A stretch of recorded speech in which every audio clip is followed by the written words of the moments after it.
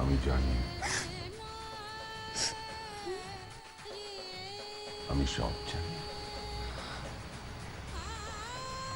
আমাকেও সব বলেছে, আমি বিশ্বাস করিনি। তাই তোমার কাছ থেকে জানতে চাইছিলাম,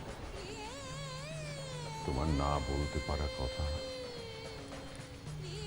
চোখের জল আমাকে আমার প্রশ্নের উত্তর দিয়ে দিয়েছে।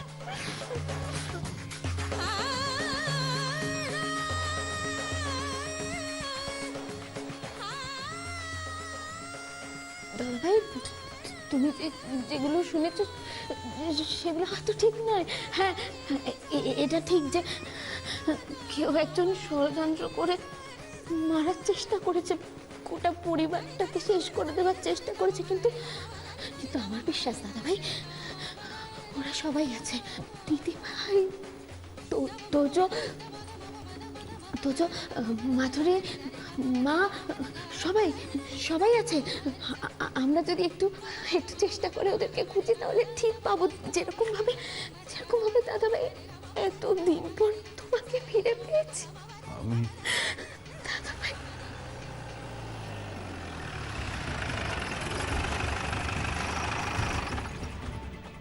কিসের আওয়াজ? ও এসে গেছে। চলে যাও এখান থেকে, ও এসে যাবে। চলে যাও তুমি, আলোটা নিবি, এক্ষুনি চলে যাও। না না না না না না না, কিছুতেই না। আমি তোমাকে এভাবে এখানে এই অবস্থায় একা ছেড়ে কিছুতেই যেতে পারবো না দাদা, কিছুতেই না। রাশি, আমার কিছু হবে না, ও আমার কিছু করবে না। ও আমায় বাঁচিয়ে রেখেছে। যতদিন না ও ইন্স্যুরেন্সের টাকা পাচ্ছে, ও আমায় বাঁচিয়ে রাখবে। ইন্স্যুরেন্স? দাদাভাই, দাদাভাই, আমাকে একটু পরিষ্কার করে বলো না, উজ্জ্বল তো মায়ের ইন্স্যুরেন্সের সম্বন্ধে কিছু জানে না? আমায় বলেছে, আমায় সব বলেছে।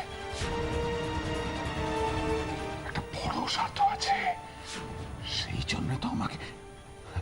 না, ও চলে আসছে। আমি তোমায় বলছি, তুমি যাও প্লিজ। দাদাভাই, এটা চাবি কোথায়? প্লিজ।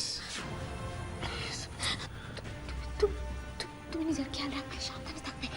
আর একটা কথা মাথায় রাখবে, আমি একবার যখন জেনে গেছি তুমি এখানে আছো, তুমি সুস্থ আছো, আমি তোমাকে এখান থেকে ঠিক বের করে নিয়ে যাবো।